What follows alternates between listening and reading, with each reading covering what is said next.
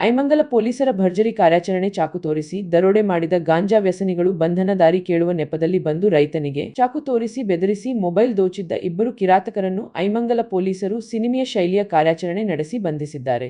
ಬಂಧಿತರು ಗಾಂಜಾ ಅಮಲಿನಲ್ಲಿ ಈ ಕೃತ್ಯ ಎಸಗಿರುವುದು ಪ್ರಾಥಮಿಕ ತನಿಖೆಯಲ್ಲಿ ಬೆಳಕಿಗೆ ಬಂದಿದೆ. ಬಾಲೇನಹಳ್ಳಿ ಗ್ರಾಮದ ನಿವಾಸಿ ಚಿಕ್ಕಣ್ಣ ಸೋಮವಾರ ಸಂಜೆ ಬಾಲೇನಹಳ್ಳಿ ಟೋಲ್ ಬಳಿ ಇರುವ ತಮ್ಮ ಜಮೀನಿನ ಸಮೀಪ ನಿಂತಿದ್ದಾಗ ಈ ಘಟನೆ ನಡೆದಿದೆ. ಈ ವೇಳೆ ಮೋಟಾರ್ ಸೈಕಲ್ನಲ್ಲಿ ಬಂದ ಇಬ್ಬರು ಅಪರಿಚಿತರು ರಾಮಚಂದ್ರಪ್ಪನವರ ಜಮೀನು ಎಲ್ಲಿ ಬರುತ್ತದೆ ಎಂದು ದಾರಿ ಕೇಳಿದ್ದಾರೆ.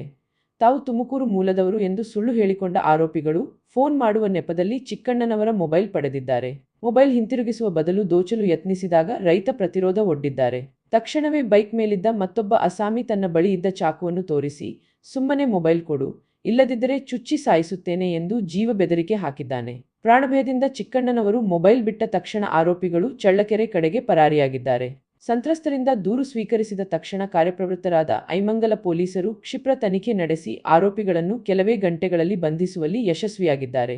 ಬಂಧನದ ವೇಳೆ ಆರೋಪಿಗಳು ಗಾಂಜಾ ಅಮಲಿನಲ್ಲೇ ಇದ್ದರು ಎನ್ನಲಾಗಿದೆ. ಪ್ರಸ್ತುತ ಆರೋಪಿಗಳನ್ನು ಎಡೆಮುರಿ ಕಟ್ಟಿ ಕೈಕೋಳ ತೊಡಿಸಿ ಪೊಲೀಸರ ವಶಕ್ಕೆ ಪಡೆಯಲಾಗಿದ್ದು ತೀವ್ರ ವಿಚಾರಣೆ ನಡೆಯುತ್ತಿದೆ. ಈ ಹಿಂದೆ ಇವರು ಇಂತಹ ಎಷ್ಟು ಪ್ರಕರಣಗಳಲ್ಲಿ ಭಾಗಿಯಾಗಿದ್ದಾರೆ ಎಂಬ ಕುರಿತು ತನಿಖೆ ಮುಂದುವರಿದಿದೆ.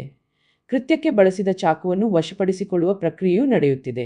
ಕೃತ್ಯ ನಡೆದ ಕೆಲವೇ ಗಂಟೆಗಳಲ್ಲಿ ಆರೋಪಿಗಳನ್ನು ಪತ್ತೆಹಚ್ಚಿ ಬಂಧಿಸಿದ ಐಮಂಗಲ ಪೊಲೀಸರ ದಕ್ಷತೆಗೆ ಸಾರ್ವಜನಿಕರು ಮೆಚ್ಚುಗೆ ವ್ಯಕ್ತಪಡಿಸಿದ್ದಾರೆ. ಈ ಭಾಗದಲ್ಲಿ ಹೆಚ್ಚುತ್ತಿರುವ ಗಾಂಜಾ ಹಾವಳಿಗೆ ಕಡಿವಾಣ ಹಾಕುವಂತೆ ಗ್ರಾಮಸ್ಥರು ಪೊಲೀಸ್ ಇಲಾಖೆಯನ್ನು ಒತ್ತಾಯಿಸಿದ್ದಾರೆ.